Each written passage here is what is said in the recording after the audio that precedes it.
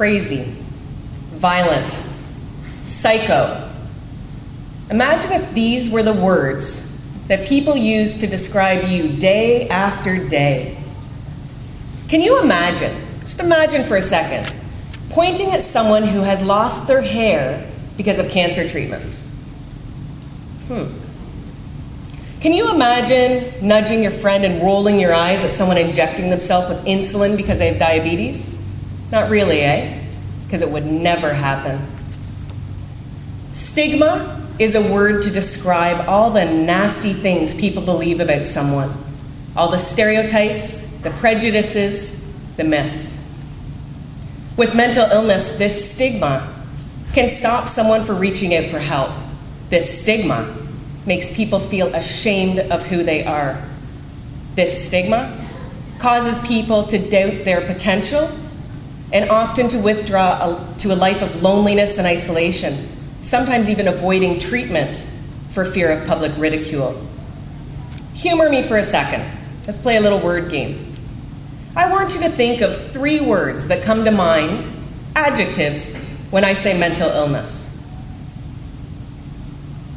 Now, if you could, again, just to yourself, think of 3 words that come to mind when you think of someone who has cancer.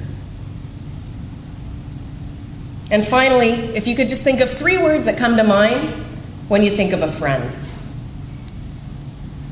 More than likely, the words that you guys came up with when you thought of mental illness involved things like crazy, psycho, scary, lonely, violent.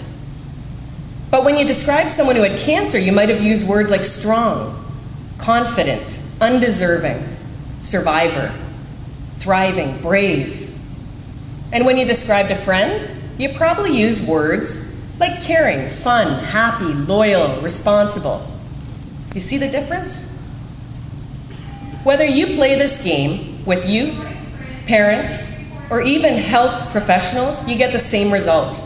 Positive words used to describe someone with a physical health problem, positive words used to describe a friend, and negative words used to describe someone with a mental illness.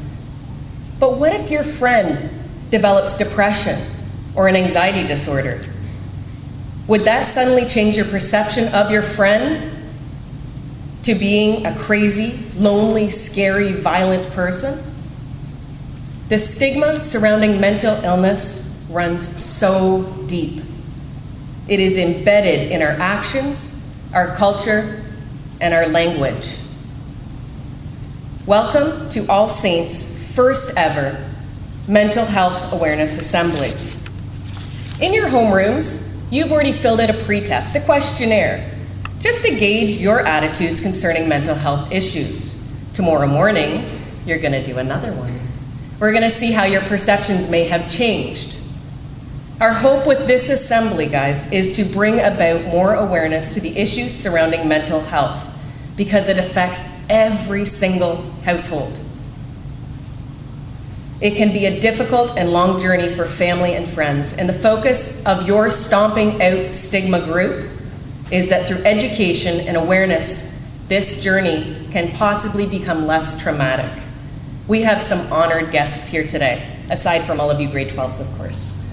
We have representatives from the TAMI project, okay, Bob Heaney and Megan.